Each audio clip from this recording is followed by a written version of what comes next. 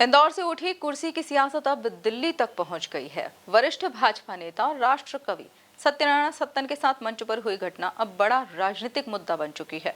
मामला इतना बढ़ गया कि अब ये सीधे प्रधानमंत्री नरेंद्र मोदी तक पहुंच गया है। सत्तन गुरु की बेटी कनुप्रिया ने पीएम को खुला पत्र लिखकर इस पूरे घटनाक्रम को सोची समझी साजिश बताया है। देखिए यह खास रिपोर्ट।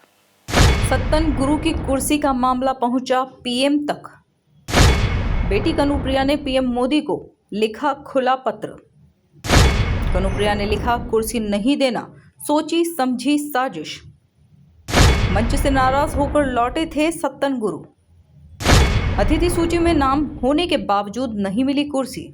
इंदौर में नर्मदा परियोजना के चौथे चरण के शुभारंभ कार्यक्रम के दौरान एक घटना अब बड़ा सियासी तूफान बन गई है।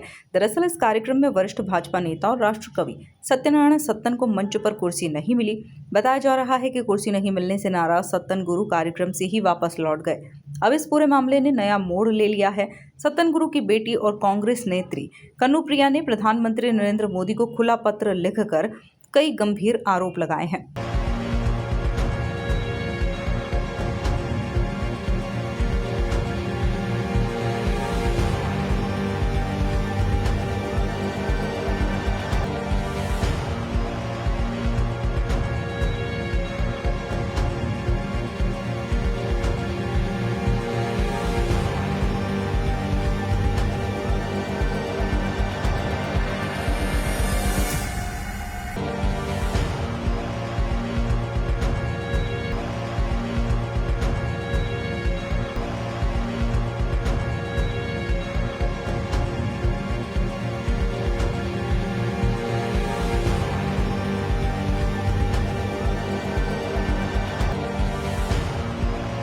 पत्र में उन्होंने लिखा कि मुख्यमंत्री के कार्यक्रम के लिए तैयार अतिथि सूची में सत्यनारायण सत्तन का नाम पहले से शामिल था, लेकिन कार्यक्रम स्थल पर उनकी नामांकित सीट से नाम की स्लिप हटा दी गई।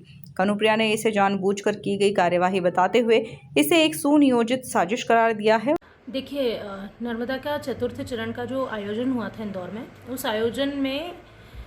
उस आयोजन के दौरान एक दुर्घटना घटी जिसके बारे में सभी जानते हैं कि उसमें पंडित सत्यनारायण सत्तन का नाम पहले कहा गया कि आपका नाम अतिथि लिस्ट में नहीं है और वो कार्यक्रम से वापस लौट आए। उसके बाद में हंगामा हुआ, खबरें चली, सब चीज़ें।